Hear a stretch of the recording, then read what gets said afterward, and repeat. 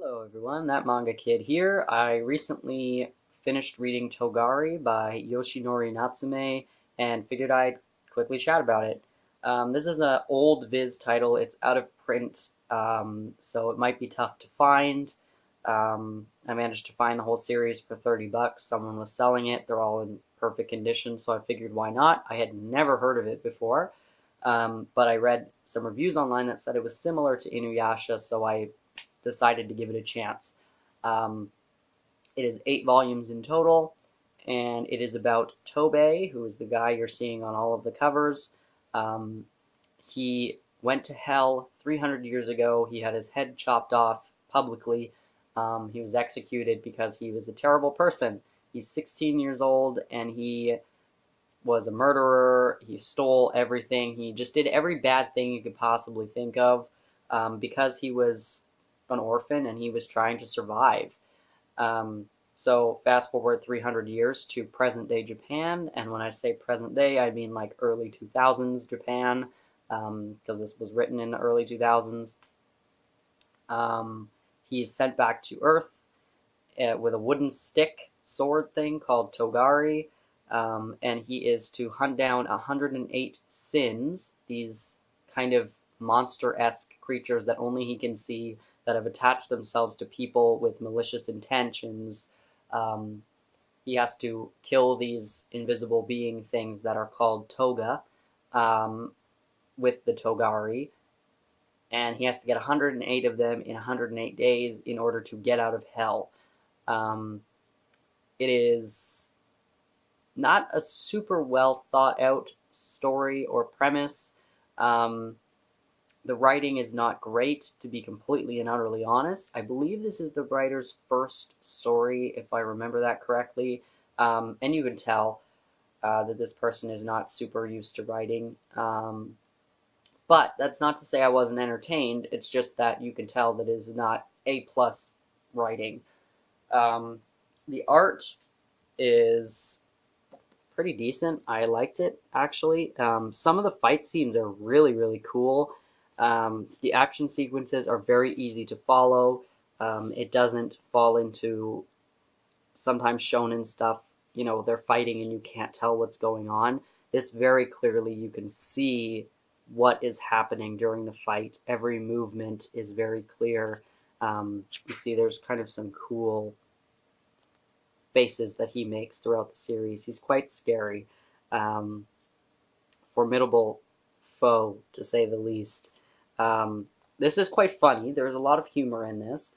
And what really sold me reading this first volume is he's naked when he comes back to Earth, and he's taken in by the police, and they give him clothes to put on, and that is how he puts the clothes on. He wraps. He's got the underwear on his head, he's got the shoes on his hands, and he's just wearing this ridiculous outfit. And the guy is like, "What is with this kid? Like, what's wrong with him?" I laughed hysterically at this for a very long time, longer than I should have. But that moment, I was like, okay, this is going to be a good story. Yeah, this is funny. It does remind me of Inuyasha, especially this first volume, him being this kind of out of control teenage demon-esque thing. This isn't supernatural in the sense of like he is a human. He's just the lowest of the low. He is a murderer, he is a thief, he is uncontrollable and has no regard for social grace or morality or anything. And then there's a girl who you see on the cover of Volume 3 here, who kind of takes him in and is trying to, her and her grandfather, take Tobei in and want him to live with them and are confused as to why he's constantly running away and fighting with this sword. The police are confused as to why this kid is always at the scene of a crime, why all of the victims, or not victims, the people who are committing the crimes, all of a sudden are terrified of him and submissive. Um, Everyone's just confused. Tobei and his wolf that follows him around, who is his like guardian from hell, I guess, who's supposed to be watching him and make sure that he's actually completing his task or whatever, um, are the only ones that know what's actually going on. but all of the humans are clueless as to what Tobey is doing, where he came from, who he is, and what's happening. Um, it does try to have like an actual plot later on of like this is the bad organization, but it is so sloppily written that you just are like, what is happening? Um, it doesn't make a lot of sense. You're just like, cool, battles are happening and they're cool fight sequences, like awesome, but the story behind it is stupid. Um, and the ending is not an ending, and you can pretty much tell from the beginning of the series, um, and the pacing, how slow it's going.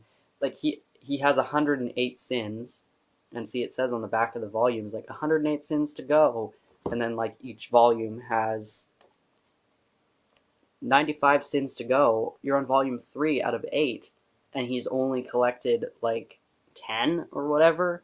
It's not moving very fast, and you're wondering how are they going to wrap this up in 8 volumes, and the answer is they don't.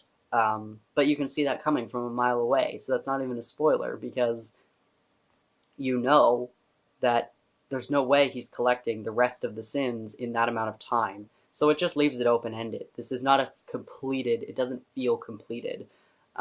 It tries to kind of tie the things together and whatever, but like the main story is just kind of left.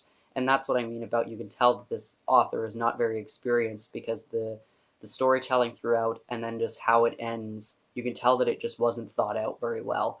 But all in all, I had a good time reading it, and the art is pretty nice. I love the covers, they look really cool, and it was worth the $30 that I paid for the whole series. Um, but so if you can find this series for cheap and you know are slightly interested even, then I recommend you pick it up and read it. It's a fun read, but it's not anything spectacular. I think that's pretty much all I have to say about it at this point. If you've read this, let me know. I haven't seen very many. I only found one other YouTuber when I was looking it up originally to see if I wanted to buy it, who had this series. But if you've read it or heard of it or wanted to read it, let me know in the comments. And thanks for watching. See ya.